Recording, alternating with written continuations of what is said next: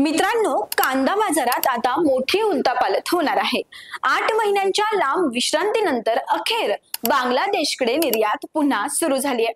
14 August रोजी पहिल्या 7 गाड्या गेल्या आणि 17 ऑगस्ट रोजी रविवार असूनही बॉर्डरवरून गाड्यांची हालचाल सुरूच राहिली। याचा सरळ परिणाम आपल्या बाजारभावावर होणार आहे। शेतकरी बांधवांनो, हा संकेत आहे की कांद्याच्या भावात आता 100% वाढ होऊ शकते आणि दर देखील 1000 रुपयांनी उंचावण्याची शक्यता आहे। तर 18 ऑगस्ट सोमवारचा कांदा बाजार भाव कसा होता, कोणत्या बाजारात किती आवक झाली आणि दर किती मिळाले आणि सर्वात महत्त्वाचं म्हणजे पुढे भाव कुठे जाऊ शकतात, चला पाहूयात सविस्तर आजच्या या विश्लेषणात। नमस्कार शेतकरी बांधवांनो, आपण पाहत आहात पालवी ॲग्रिको आणि मी आहे आपली प्रतीक्षा। आजच्या कांदा बाजार भाव विश्लेषणात आपलं मनापासून स्वागत करते।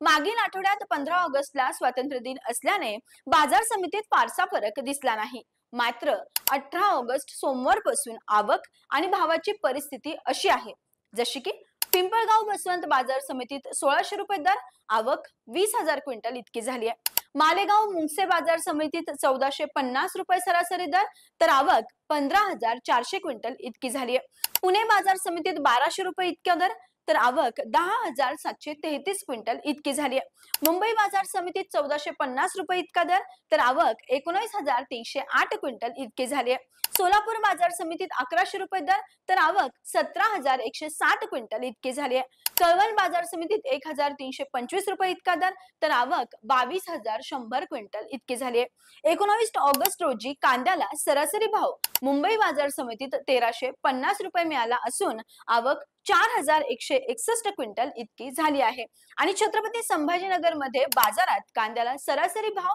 950 रुपये इतका मिळाला असून आवक 2,713 क्विंटल इतकी झाली आहे। आता यावरून स्पष्ट होतंय की दरात मात्र यावरनं काहीही फारसा फरक पडलेला नाही, पण आवक मोठ्या प्रमाणात असल्याने बाजार अद्यापही स्थिर आहे। आता प्रश्न असा आहे की पुढे काय होऊ शकतं।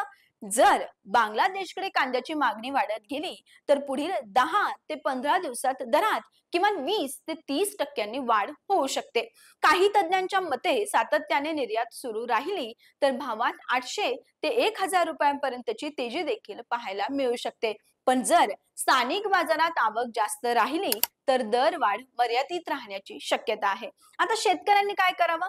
ज्यांना ताबडतोब पैशांची गरज आहे त्यांनी विक्री केल्यास तोटा होणार नाही, कारण बाजार स्थिर आहे। आणि ज्यांच्याकडे साठवणुकीची सुविधा आहे त्यांनी किमान 10 ते 15 दिवस थांबल्यास जास्त दर मिळण्याची शक्यता असू शकते। कांदा साठवताना ओलसरपणापासून संरक्षण मात्र जरूर करावं आणि सर्वात महत्त्वाचं म्हणजे रोजचा बाजार भाव आणि निर्यात ट्रेंडवर लक्ष ठेवणं देखील शेतकरी मित्रांनो तुमच्यासाठी तितकंच गरजेचं आहे। म्हणून शेतकरी बांधवांनो, बांगलादेश निर्यात सुरू झाल्यानं कांदा बाजारात नवीन घडामोडी मात्र सुरू झाल्या आहेत। येत्या दिवसात दरात वाढ होण्याची दाट शक्यता आहे, त्यामुळे तुम्ही विक्री करताना विचारपूर्वक निर्णय घ्या। बाजार भावाचे अपडेट्स आणि विश्लेषण आम्ही दररोज तुमच्यापर्यंत पोहोचवत राहू, त्यासाठी पाहत रहा पालवी ॲग्रिको। धन्यवाद।